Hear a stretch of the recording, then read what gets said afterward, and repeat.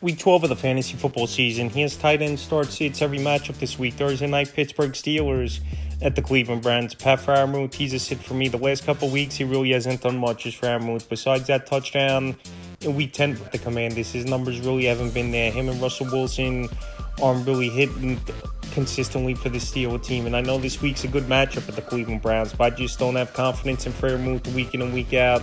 He could be a viable option. David Njoku will start for me in this game. This is going to be a game most likely they're trailing early and often is this Cleveland Brown team and have to throw the football 40, 50 times in this one. And David Njoku, we found the end zone last week. One of the better tight ends, I believe, in the league. He just needs a decent quarterback, and we've seen now with Jameis Winston that he's reached pretty good potential. So this week, he's a start for me. Tennessee Titans at the Houston Texans. Okongwu was a sit. No one in this offense besides Ridley and Tony Pollard are really fantasy options for this Titan team. So Okongwu, we haven't seen much out of him all season.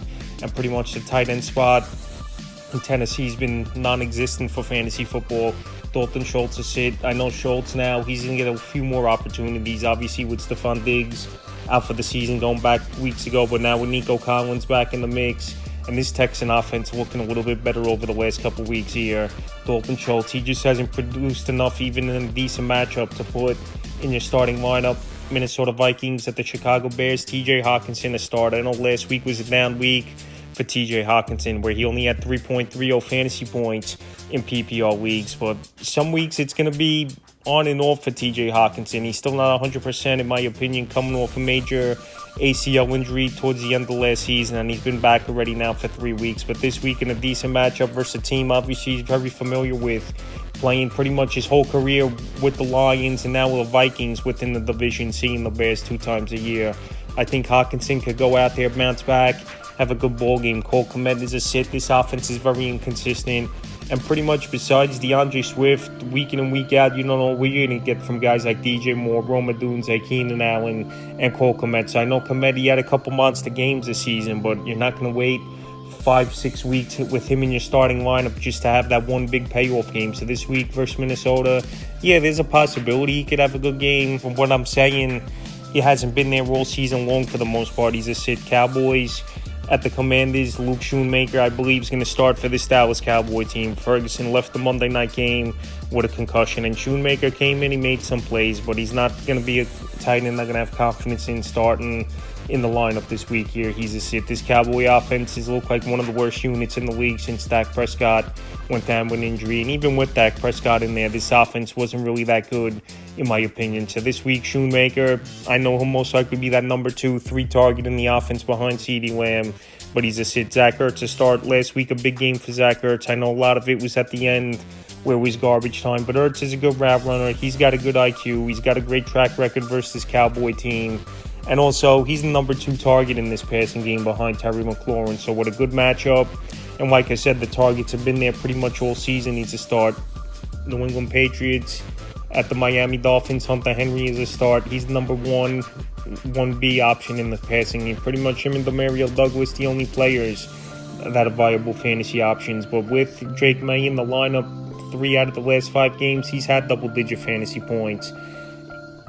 Is Hunter Henry. So I think this week in a matchup with the Dolphins where they got to chase points most likely early and often is this Patriot team. And Henry, at least, he's been a very serviceable tight end the last month of the year.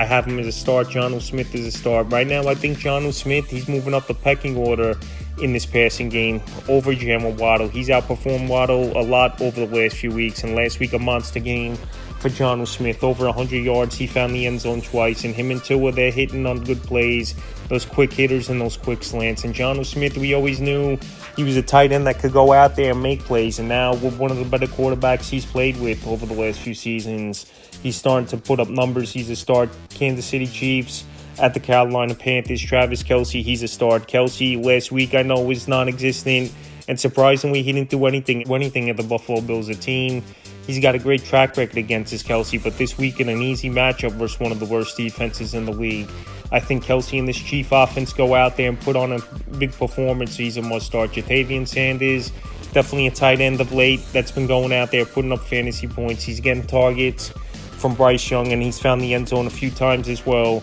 But this week it's a very tough matchup versus a good Kansas City defense, and I don't see Sanders having much impact, but he's definitely someone that should be owned in 12-team leagues or deeper. Tampa Bay Buccaneers at the New York Giants. Cade Otton, he's locked in as a start.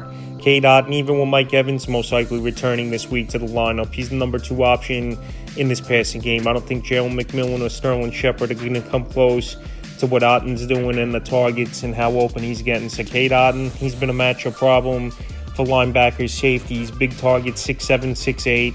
And him and Baker Mayfield have been really locked in this season, few weeks, with the injuries to Evans and Godwin. So even with Evans back, I think Cade Otton's going to go out there, have a good game, and it's a great matchup with the Giants. Theo Johnson is sit in this one. The Giants now have Tommy DeVito in their quarterback. And we know DeVito last season started a decent amount of games for the New York Giants. But Theo Johnson, we've seen some flashes from him on and off. But even in a decent matchup, I don't have confidence.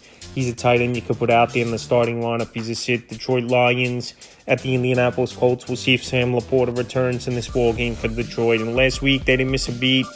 Without him, 52-6, they won the ball game versus the Jacksonville Jaguars. So Sam Laporta, I know it's been a down season. I know he was the number 1 tight end off the board in most fantasy leagues. But this week, if he does return to the lineup, I think he goes out there. Solid ball game is Sam Laporta. And if you don't play Brock Wright, will step into the starting lineup. And we saw Brock Wright actually find the end zone last week, but if he didn't get that touchdown, his numbers were non-existent. So Brock Wright, he would be a sit in this one if Laporte is out. Kyle Granson, he's a sit. I've said this every week. They don't use the tight ends as this Indianapolis Colts team that are consistent pass catchers and route runners. They're more blockers and pretty much decoys out there. So with Anthony Richardson back in the lineup as well over the last week here, he's not really a quarterback that's targeted the tight end. So Granson's a sit. Denver Broncos at the Vegas Raiders. Adam Trotman, he's a sit for me in this one. This offense pretty much is Cortland Sutton. And then a guy like Devon Vayway starting to get mixed in a little bit. But Mo Nix, he's spreading the football out, no doubt about it. He's looked great over the last few weeks here. But Trotman doesn't have fantasy value. He's a sit. Brock Bowers, he's a must start. I know it's a tough matchup versus a good defense, but Brock Bowers arguably already coming in first season as a rookie is the best tight end in all pro football. And this week, even in a tough matchup versus the Broncos, he's a start. Arizona Cardinals at the Seattle Seahawks. Trey McBride, he's locked in as a top 5 option weekly to me at the tight end position. And this week could be a potential high-scoring game, but it's 2 division rivals. So I think Trey McBride, he could go out there, have a good ball game. He's the number 1 target, in my opinion, in the passing game. And then Marvin Harrison Jr. So Trey McBride, a start. For me, Noah Fant, he's been out the last couple games. We'll see if he returns. A.J. Barnes been filling in. But whoever's at tight end, they're not going to have value. They're just not getting targeted enough. And they're the 4th or 5th option in this offense anyway. Obviously, Kenneth Walker, DK Metcalf, Jackson Smith-Njigba, Tyler Lockett, all players who are going to get more looks, going to get more touches than Noah Fant or A.J. Barner. And this week, they're easy sit. San Francisco 49ers at the Packers. George Kittle will start. We know he missed last week's game, and obviously it was a big loss in that one for San Francisco, losing 2017 towards the end of that ball game versus Seattle Seahawks. So George Kittle, one of the better tight ends in the league, but obviously health has always been a concern with George Kittle, where he at least misses 2-3 games per season, so hopefully returns. And this is a big ball game because now San Francisco 5-5 on the season, and they're fighting just to hang around and try to win that division or wild card. But right now, this is a big, NFC ball game where I think Kittle's got to go out there and suit up. And even if he's not 100%, I think he'd go out there and still put up numbers. Tucker Kraft, a borderline option. Last week, Tucker Kraft, he had the goose egg. And this Green Bay offense, obviously, you don't know what you're going to get weekly from players besides Jaden Reed and Josh Jacobs, the only 2 consistent options on the team. So Tucker Kraft, like I said, definitely taking a step back the last couple weeks, and this week versus a pretty good defense, he's a borderline option. Philadelphia Eagles at the Rams Sunday night. Dallas Goedert to start for me in this one. I know Goddard, he's not getting a lot of looks, but the last 2 weeks since he returned to the lineup, he's had double-digit fantasy points in PPR leagues. So Goddard, good route runner, good yard after catch, tight end, and a guy who don't need to touch the ball a whole lot still to be productive and put up fantasy points. So this week in a potential shootout on the fast track in Los Angeles, he's a start. Colby Parkinson, a sit. I know he found the end zone last week on a nice throw in the back and catch at the New England Patriots, but he's another guy that's at 4th or 5th option in this offense. Cooper Kupp, Puka Nacua, where those guys, they're going to get targets, they're going to get the ball a whole lot. And Parkinson, he's only going to look at 4 or 5 targets a game and he has to maximize with a touchdown. And obviously, that's not going to be sustainable weekly, so we just sit. And the final game of the week, battle of the Hardball brothers, Baltimore Ravens at the Los Angeles Chargers. Mark Andrews, he's a start. Last week was a down game for Andrews. And the offense as a whole didn't do much at a tough Pittsburgh Steelers team, only scoring 16 points. I think Andrews could bounce back in this game. This could be a potential high-scoring game as well, indoors as well, on a fast track. So I think Andrews you put in is the lineup. Will Disley a borderline option? I know Disley's definitely turned it up over the last couple weeks, and he's putting up numbers. And took Herbert a while to get rapport with his receivers and tight ends for the majority of the season. But now guys like Ladd McConkey, Quentin Johnson, and Will Disley, they've definitely been on the fantasy radar. They're going out there and putting up points. But like I said with Disley, he's another guy that's third, fourth option in this offense behind Ladd McConkey, Quentin Johnson, and obviously J.K. Dobbins out of the backfield. So Disley, I still believe he could go out there, have a decent game, but I'm not 100% sold. He's a start in this one. So that's tight end start sits every matchup for Week 12 of the fantasy football season.